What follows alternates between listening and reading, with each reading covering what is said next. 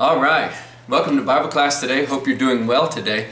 As we get started, I want to ask you to look up several Bible passages. I'm going to read them out to you and then go and mark these in your Bible because I want to ask you to read them as we're going through. So I'll tell you when you need to read them. Right now, just mark them. So go find Matthew chapter 28, verse 16 through 20. Then you're going to find Mark chapter 16, verse 15. Then Luke chapter 10, verse 1 and 2. Then Acts chapter 1, verse 8. Acts chapter 9, verse 15. 2 Timothy 2, verse 2. I'll put those on the screen and I'll let you pause so that you can go find those. Mark them in your Bible and then I'll tell you whenever you need to read them. Alright, so I hope you have your passages marked and ready to go. Look at this map. This map that you see on the screen right now is a map of Rome. Basically everything that you see is very colorful, is part of the Roman Empire at the time of around 33 AD to 50 AD, sometime in that time frame. So at that time, the Romans had conquered basically the entire known, at least known to them, world. And to keep control of this whole huge empire, Roman soldiers had to be able to travel very quickly from place to place and efficiently. So they built a modern system of roads that allowed them to travel across this vast kingdom. And the Roman Empire was united with this huge and efficient system of roads, and that allowed for effective communication. So for the first time in history, really, people could travel all over the world with relative ease, and they were all speaking a common language, Greek. And that's the language that our Bibles were written in. And it's interesting because we call it Koine Greek. That means common Greek.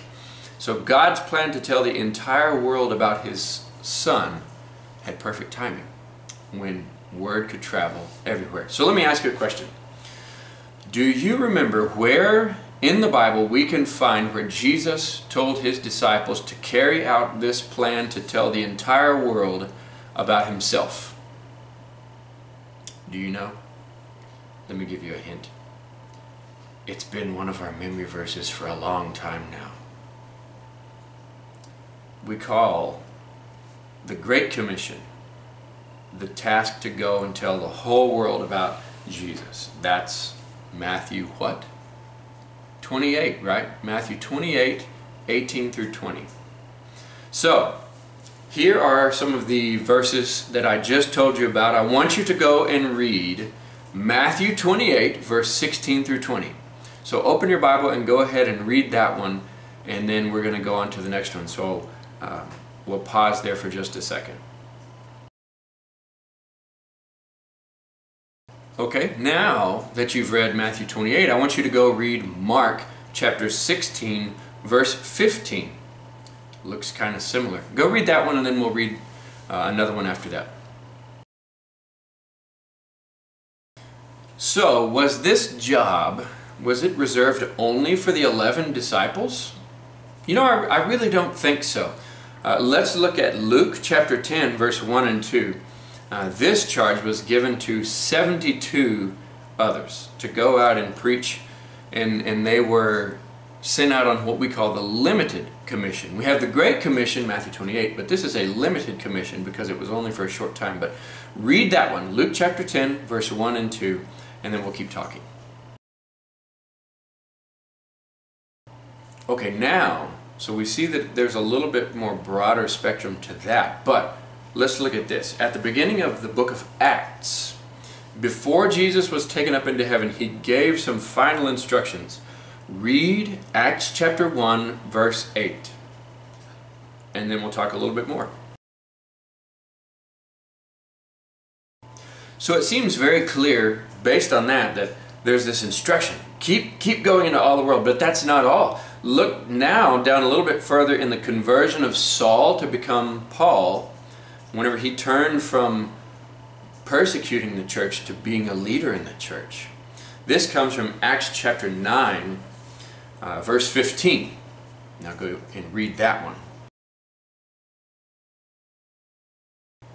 So really, we see a lot of scriptural evidence for Jesus wanting his disciples to go spread the gospel to the whole world.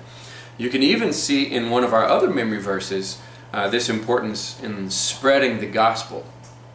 This comes from Romans chapter 10, verse 14 and 15. He says, "How can they call on him unless they believe in him?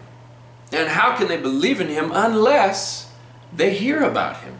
How can they hear about him unless someone preaches to them? And how can anyone preach without being sent? It is written, how beautiful are the feet of those who bring good news." But was it supposed to stop with just those 11 disciples? Because we lost Judas, right? There's only 11. No, it wasn't. Why not? Whenever I think about that, it couldn't stop with them because they would only live on earth for so long. They wouldn't live forever, so it would be important for them to teach other people who could then go and teach other people. Paul even gave a very similar instruction to this in 2 Timothy to, as he called him, his son in the faith, Timothy. This is 2 Timothy chapter 2, verse 2. Go read that one, and then we'll talk a little bit more.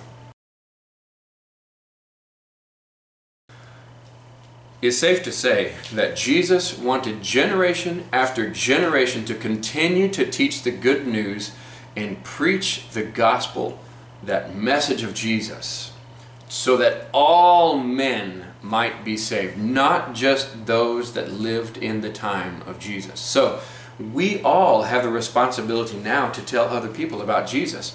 We can share Jesus with our family, with our friends, and those we come in contact with as we just go about our daily lives.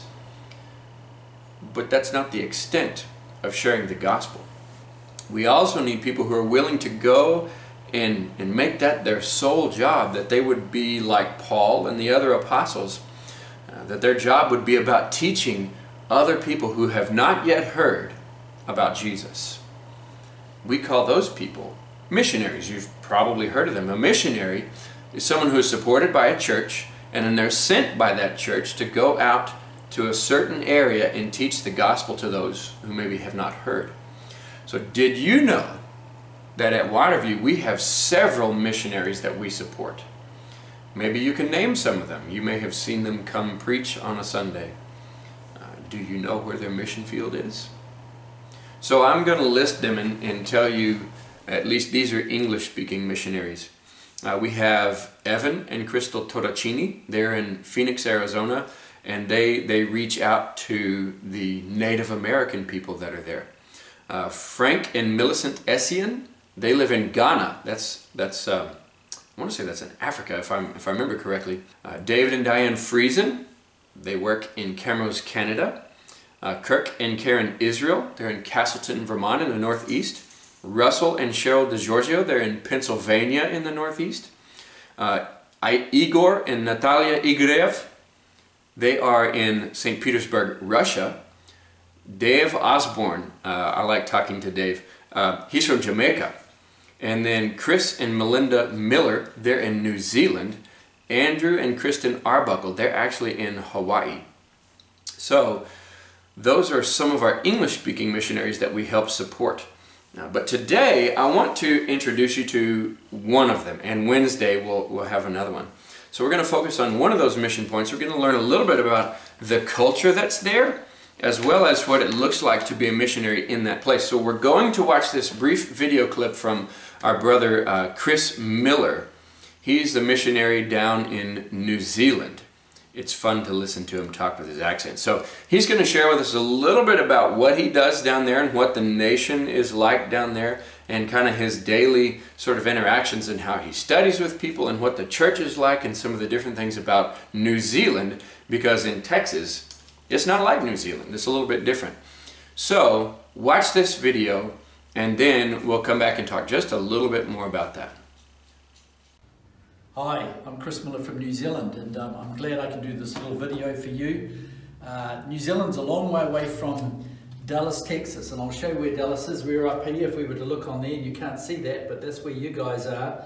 And we're virtually 10,000 miles down here to a country called New Zealand. New Zealand has a population of about 5 million people, and it is in the bottom of the South Pacific, and these are the Polynesian islands all up through here, and the Micronesian and so forth. So it's a very pretty country, and it's very green, and we actually have a kiwi fruit. You've heard the kiwi fruit? Here's one of those kiwi fruits, little thing like that. And I actually have another one, that's called a smooth one, and then we have another one, don't we, Rebecca? We do. Who's doing this, and that's a little furry one. And now they've actually got red ones, so we have red kiwi fruit as well. So, a little bit about what I do. I'm an elder at the church.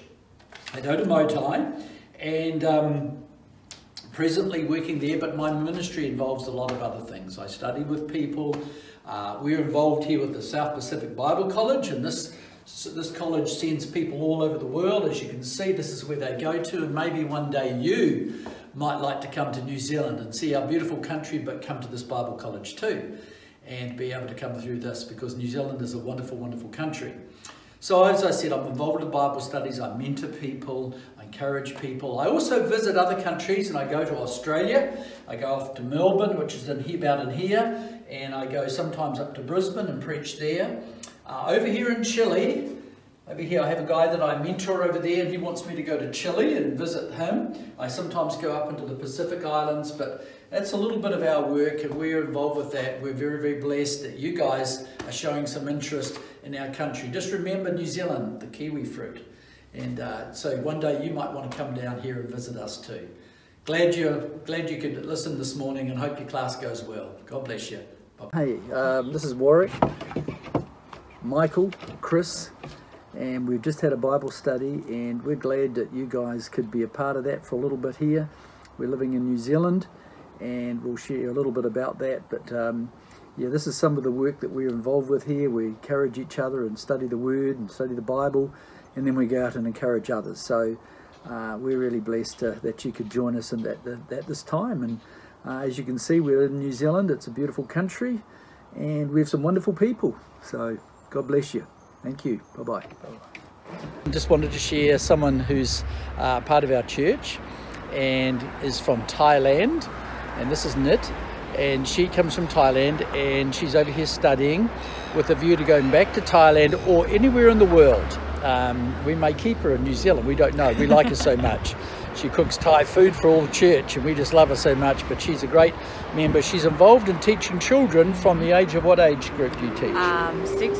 Up to 6 years old. Up to 6 years old, and she teaches at our church, and she's involved with that. And Linda and I are part of mentoring her and encouraging her, and we're just really blessed to have her and being a part of New Zealand. So wanted you to say, you come from what place? I come from Thailand, Chiang Mai, Thailand. Chiang Mai, Thailand. Yeah. There you go. And she's come all the way to New Zealand. So that's about 7,000 miles. So that's a long way. Yeah. And she's come to be with us. So I just want to introduce you to Nit. And she's going to be cooking food tonight for some of the members. So really excited. Yeah, I'm so excited to see you and say hi to everyone. God bless you. God bless you. See you later. Bye-bye.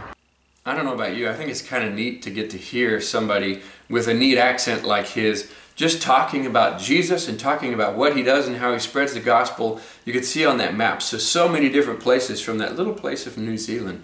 And I was interested in the kiwi fruit. I didn't know that about the kiwi. But then we got to meet some of the people, and even somebody from Thailand comes down to his Bible college there. So I think that's very interesting that he gets to preach the gospel just like we try to do, but it's in a totally different part of the world than where we live. So the gospel goes everywhere. And on Wednesday we'll hear a little bit more from another missionary. So that's something that's important, is that we can figure out how to encourage our missionaries, because it can be a lonely job out there where other people don't necessarily know the gospel, trying to spread that and being able to build a church on the foundation of Jesus Christ in a foreign land. Maybe not foreign to them, but nevertheless. So that's something that I would encourage you to do. Be praying for our missionaries. And if you would like, I can get you their email addresses. You can send an email to them and say, hey, we know about what you're doing. We want to encourage you to keep it up, and we want you to know we're praying for you. And I know that would mean a lot to them. So that's maybe your homework before Wednesday. Send some encouragement to them, and if you'd like that information, get in touch with me and I'll make sure that you get it. Until Wednesday, be strong and courageous. I'll see you then.